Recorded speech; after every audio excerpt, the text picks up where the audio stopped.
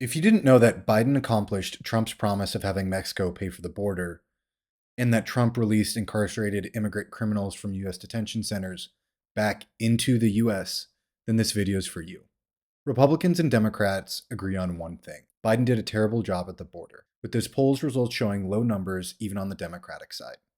We're going to go over Biden's policy on the borders, how he outperformed Trump without using mass Gestapo, and tried to treat immigrants with humanity and respect. Biden started by rescinding Trump's zero tolerance policy that criminally prosecuted illegal immigration. Previously, illegal immigration would not result in a criminal conviction, only civil, and people were put into family detention centers pending their deportation hearing or released pending their hearing. If releasing them pending their hearing seems strange, it's important to note that even if released from a detention center due to it being at max capacity, 83% of all migrants still showed up to their court case, with individuals often missing it due to confusion and a large language barrier. And for immigrants with representation, only 4% did not show up to their court hearing. What Trump did is if these immigrants had children, the children can't go to jail, and so they're put in a separate detention center. And this was a cruel Republican strategy to deter immigration. Trump, a Republican family man and Christian, and his administration made the understandable error of deporting parents without their children. Whoops. Biden, a Democratic family man and Christian, put together a task force for the reunification of children to reunite remaining separated children with their families. He also stopped the focus from Trump to have ICE identify, monitor, track, and target pregnant women, and instructed ICE generally not to arrest individuals who are known to be pregnant, postpartum, or nursing. Biden also explicitly rescinded the Trump-era executive order, which expanded removal priorities to include anyone convicted of any criminal offense. And this is where it gets crazy. The problem was this would treat any offense as a criminal offense and priority for deportation. But wait, I thought Trump was just targeting the bad guys. Also, keep in mind these court proceedings and removals cost taxpayer dollars, and we were removing individuals who pay taxes to US communities. And the crazy part is, because you focused your efforts on all individuals, such as people overstaying their visa, seeking asylum, this naturally deprioritizes the focus on serious criminals, the whole point of Trump's cruel policies and campaign. And despite Trump having less than a third of the border encounters than Biden, Trump released more than twice the amount of criminals, meaning releasing them from US detention centers back into the US. Why? Because the detention centers have limited space, once they were at maximum capacity, he decided to release the serious criminal offenders, such as rapists, murderers, and other violent criminals, back into the US, and kept the non-violent immigrants in jail with his focus on detaining asylum seekers and separating families. I'm going to say it again with details. The Trump administration released 306 murders, 576 rapists, and 8,620 violent criminals during his first term to prioritize keeping nonviolent immigrants in jail. Trump's campaign was the border is open with Biden, yet this is exactly what Trump did. It is nothing short of insanity, and maybe the DNC should have pointed this out. Seems like we didn't have to lose the 2024 election. It is also of note that immigrants commit crime at a substantially lower rate than US citizens and are 60% less likely to be incarcerated than US citizens. US citizens are twice as likely to be incarcerated for property crimes and drug offense crimes, and 5 times as likely for a violent offense. You might see reports that 49% of criminal charges in US district courts in 2018 were of non-citizens. But they will often forget to include the fact that 86% of these crimes committed are from illegal immigration. But this makes sense. Illegal immigrants don't want to commit crimes, so they don't get deported. It is also of note that by focusing on deportation of migrants who have lower crime rates than US citizens, you actually make the US crime rate go up.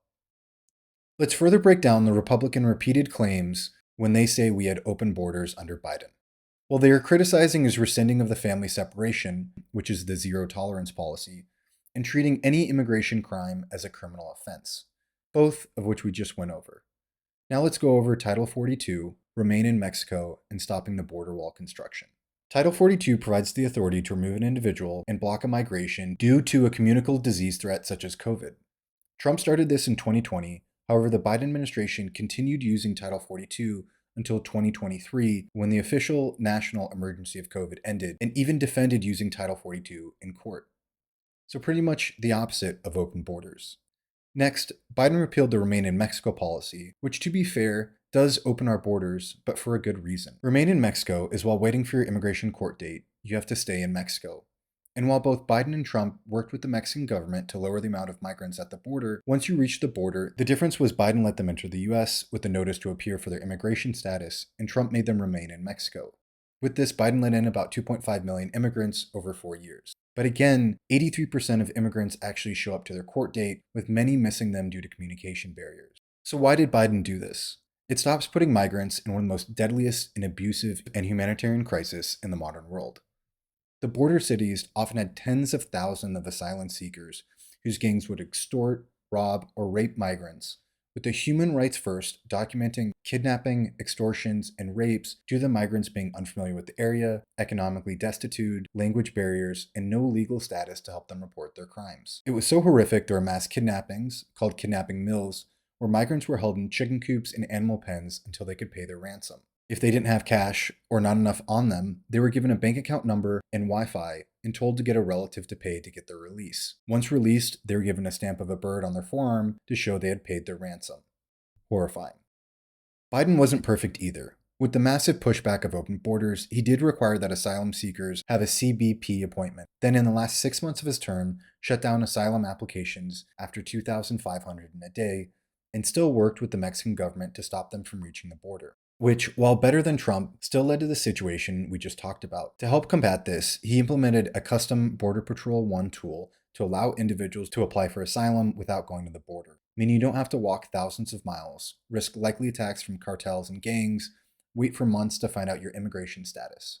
It lets you do this electronically, and importantly, it noted when you created your profile, so the longer you had in the application, the more likely it was to be seen, as there's no method to reliably do this at the border. And even though it has its issues, such as a low number of appointments per day, being only 1,450, it was a humane and fair method for a vulnerable population. Although don't worry, Trump got rid of it. Biden also stopped the border wall construction. It's ineffective at stopping illegal immigration and is incredibly easy to climb. It also costs $20 million per mile. Imagine if we used that to feed kids breakfast at school, but unfortunately, an ineffective border wall is a good rallying cry for Republican pundits.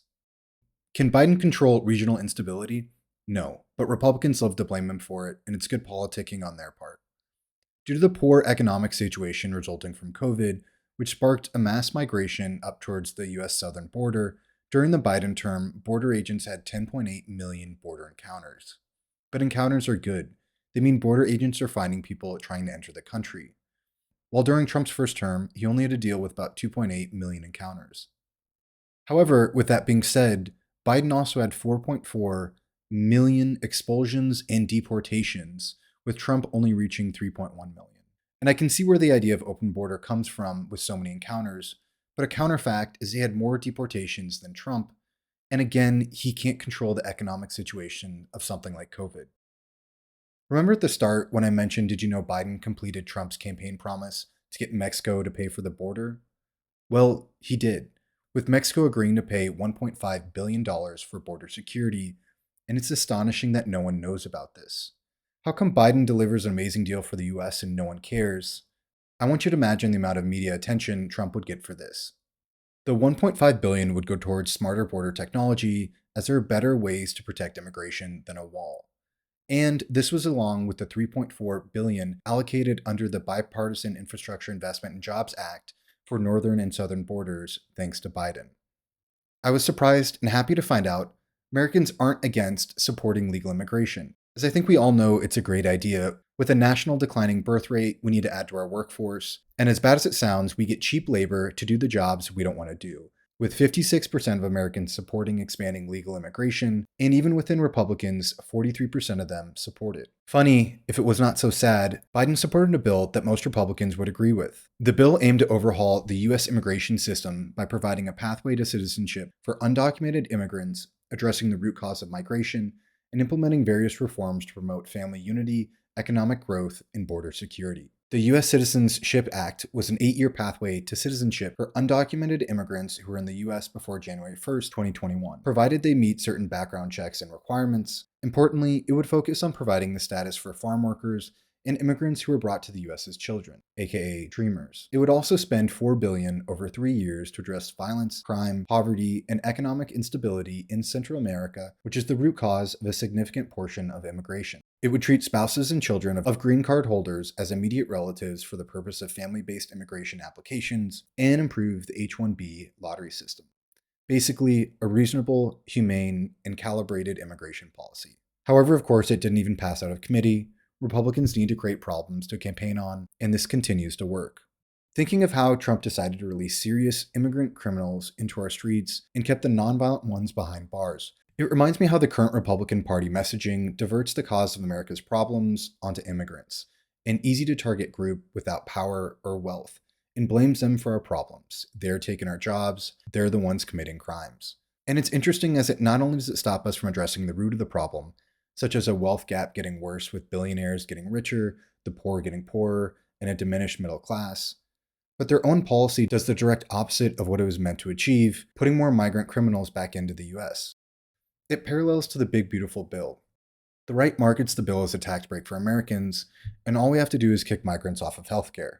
And although the bill does stop funding for states that offer healthcare to immigrants here on humanitarian needs, it is a guise for a bill that is really a tax break for the rich, while everyday US citizens are the ones who have to deal with the consequences of hospitals closing, reduction in healthcare coverage, and loss of SNAP payments.